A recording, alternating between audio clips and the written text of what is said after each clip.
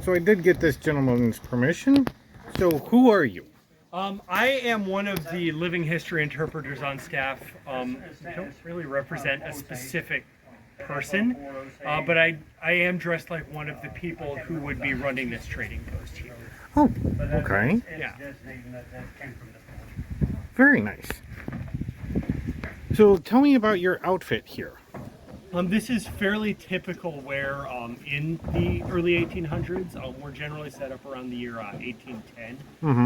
The tailcoat, trousers, there's a silk vest underneath as well. Pretty much everyone, regardless of social class, will wear something like this. The only thing that's really going to change is the materials and sometimes the colors. Okay.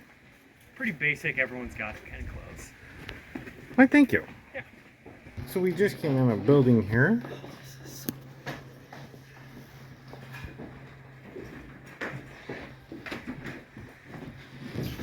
Hello, my good man. I'm guessing a merchant. Well, this is the factory. This is where they traded with the Indians to trade goods, and that's the whole reason why this fort is here, to trade solely with the Osage Indians. Okay. And out here in this part of the port, where they would have normal traders and merchants and stuff for everybody else, but only the Osage could trade it here, and they traded for equal amount. So if it cost $1, the item cost $1, they traded for $1. Okay. Why, thank you. Have you been here before? No. All right, this is called the factory, not because it's makes stuff, but the guy that runs this factory is the factor, and he lived in this building. His dining room straight across the hall, bedroom straight above it, and the kitchen straight below, and then the rest of the building was devoted totally to the factory. Above us is the dry goods where they keep the trinkets, the beads and stuff. The extra ones up there. Directly below us is where they bundled the furs, sorted the furs. Then on the very bottom floor, which is 4 stories, Holy is crap. where they stored them. And you can see a mark on the wall where the original foundation was. That's what On the the other very- gentleman was telling Yeah, me. very, very bottom. Okay. This fort, when it was abandoned, they most likely would have taken the doors, hardware, glass with them, but rest of the buildings was all left. And then a few years after it was finally abandoned, the people moving into Buckner area, Sibley area, came over here and just stripped the fort of all of its usable, the wood, stones, Ooh. and everything. So it's been rebuilt. Yeah, it's been rebuilt back in the 1960s. Okay, started. okay. There's another 1812 fort, Fort Madison, which is actually had Indian contact, and the soldiers actually, it got so bad there, they actually burnt their fort down and went back down to St. Charles, St. Louis area. Wow. But there wasn't any conflicts here. They didn't have any trouble with the Indians here, so it's. There was a couple of years during War of 1812, the soldiers did move out, and then they came back, and then a few years after the war was finally over, they finally abandoned the place because the encroachment west was just moving so fast, they really didn't need it here. Okay.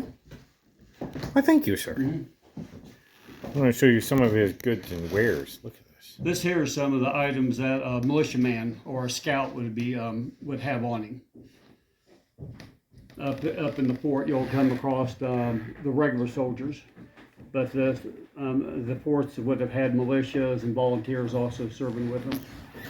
So, just so you know what this is, because based on my knowledge, this would be for your... This would be one thing they call a ball bag. It Yep. would have the balls in it. Here's some Yep. wadding.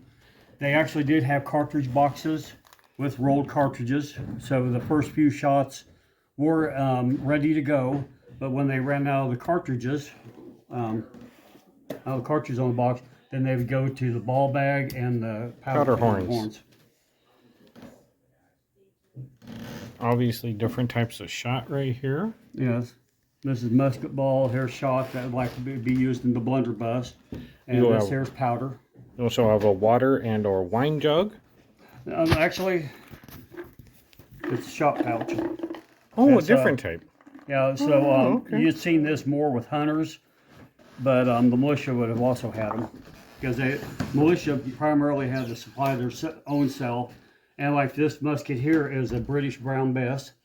And we would have had thousands of these captured in our arsenals after the Revolutionary War.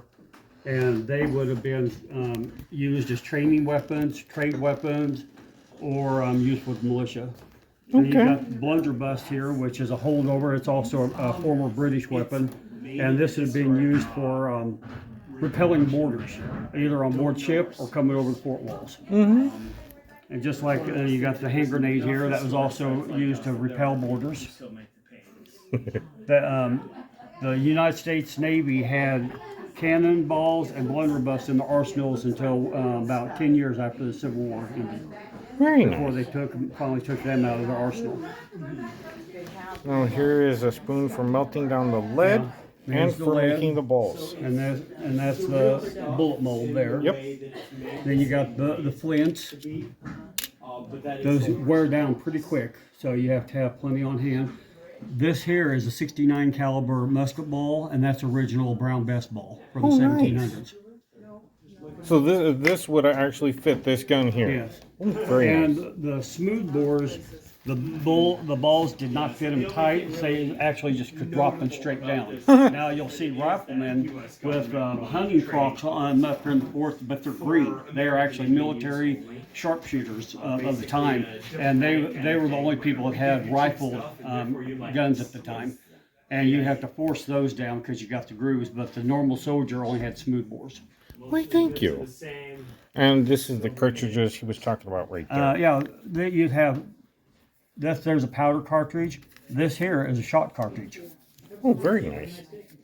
Oh, wow. Yeah, you can actually feel it. Yeah, Feel them so individually in there. That's got about 10 or 12 of those in it. Oh, very cool. You also have a grooming comb, Yeah, it's made out of dining horn. forks, or cooking forks. Yeah, and here's a cup that's also made out of a horn, just like the powder horns. And the comb's made out of horn. And this here spoon is made out of horn. It feels like plastic, Oh, wow. but I've heard of these. they had they had tin smiths, copper smiths, all that stuff. They had horn smiths back during this time. Oh, yeah. They utilized them. They actually even make them into panes to put in windows. You couldn't see through them like our windows here in the fort, but allow light to come through. But yeah, this was their plastic of their time. They didn't let anything go to waste. Oh, no. Oh, Then you no. got pewter and wood. Well, that's actually kind of a You also have some philosophy salt we there live and by a is This here is worth spyglass. more than gold out here. Oh, yeah. Salt. Oh, yeah. Even when Lewis and Clark went out, they left half of their men on the west coast. I think it was 3 to 4 months, and that's all they were doing is rendering salt from the sea. So they had something to trade with when they came back because they traded everything. They Oh, traded yeah. their coats, their buttons, everything they had on them. They traded, but they knew they was going to need some provisions and horses to get back. And so they rendered. Well, half the group went on exploring, the other half made salt. I'm not sure how many. It was a ton of salt. I'm not sure just how much it was, but it was a lot. Money out here is pretty much worthless per Yep. se. It was a lot gonna more say in a way bartering. harder times but easier times. A lot more bartering and trading would be going on out here than you'd only come across really money being used around the towns, civilizations at the time. Definitely. Well, thank you, sir. And your name is? Lindsay Holland. Okay, thank you very much. You'll gotta go see upstairs. Oh, we're going to get a whole tour of this place. Yeah. I don't know if you heard, but his family, the Factor's family, they lived on this side. So Here's an actual they did tomahawk. Upstairs, upstairs, the bedroom, the dining believe room, this the is a- kitchen below. So there's a Yep. lot of Peace lot of pipe, stairwork or smoking pipe. done here.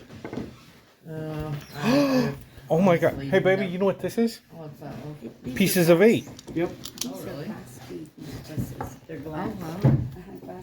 What they did was they actually cut the coin into 8 pieces. That's why it's called a piece of Here's 8. half. Oh, that is Yep. so cool. Because the actual value of the coin was the sheer weight of the metal in it. Yeah. Then you got the quarter. Then you got the 8. So it was, in a sense, like, Yeah. wow. And silver was very highly valued by the local indigenous people.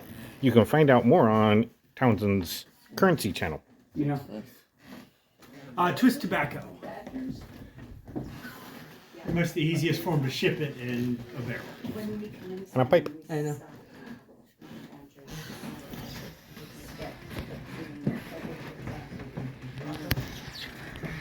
Oh, no, you're fine. I'm just getting the local tools.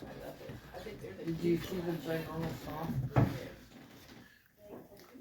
Oh, yeah. That's an ice saw. Ginormous. During this time, a lot of towns would Here's have what he was buildings talking about or with the ice saw. cellars, like things they go out and harvest all the big chunks of ice during the winter, and then they put them in the cellars, or they do just mainly regular soldiers. And you'll go up there and you'll see their outfits and stuff, and you know, it just depends on what you want to do. If you want to be a camp parlor, some units have that where you'll be the cooker. You'll do cooking for them, you know, and personas like that. See, that's where she's interested in. Yeah, there's a couple of guys here that they primarily cook. You know, Oh, yeah. that's what they want to do. They don't want to be soldiers. They want to cook over fire. So it's one guy I used to reenact with. He liked the camping aspect and the cooking aspect. He could care less about the soldiering aspect. Yep.